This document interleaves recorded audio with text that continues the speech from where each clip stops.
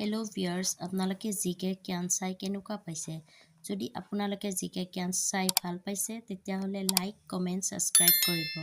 আৰু আপোনালোকে যদি ইয়াৰে এনচাৰবোৰ আগতীয়াকৈ জানে তেতিয়াহ'লে আপোনালোকে কমেণ্ট বক্সত জনাব পাৰে। Thank U. ১ নম্বৰ প্ৰশ্ন, হীৰাৰ মূল উৎপাদন কোনটো মৌল?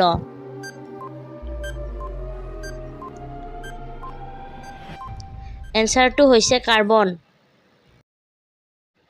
২ নম্বৰ প্ৰশ্ন, কোনখন নদী পৃথিৱীৰ দ্বিতীয় দীঘল নদী?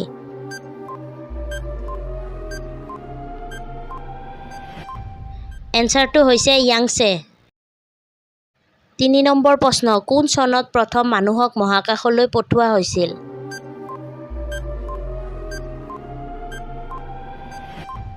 এনচাৰটো হৈছে ১৯৬১।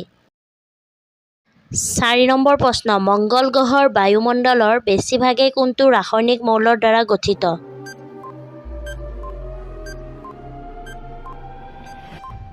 এনচাৰটো হৈছে কাৰ্বন ডাই অক্সাইড।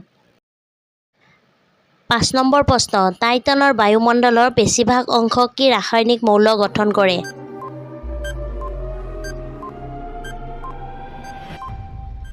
এনচাৰটো হৈছে মিথেন।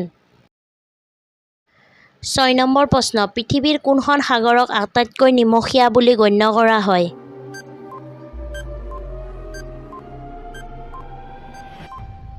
এনচাৰটো হৈছে মৃত সাগৰ। ৭ নম্বৰ প্ৰশ্ন, আন্তঃৰাষ্ট্ৰীয় ৰেড ক্ৰছ আৰু ৰেড গাৰ্ড সংস্থা কোন চনত স্থাপন কৰা হৈছিল?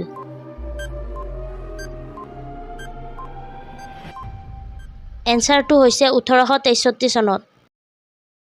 ৮ নম্বৰ প্ৰশ্ন, খাদ্য ঠাণ্ডা আৰু জমা কৰিবলৈ কোনটো ৰাসায়নিক গেছ ব্যৱহাৰ কৰা হয়?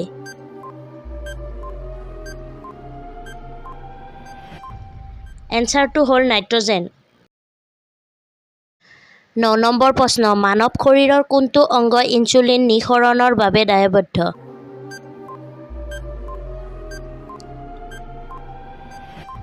এনচাৰটো হৈছে অগ্ন্যাশয়। ১০ নম্বৰ প্ৰশ্ন, কাঁচ নিৰ্মাণত কোনটো ৰাসায়নিক মৌল ব্যৱহাৰ কৰা হয়?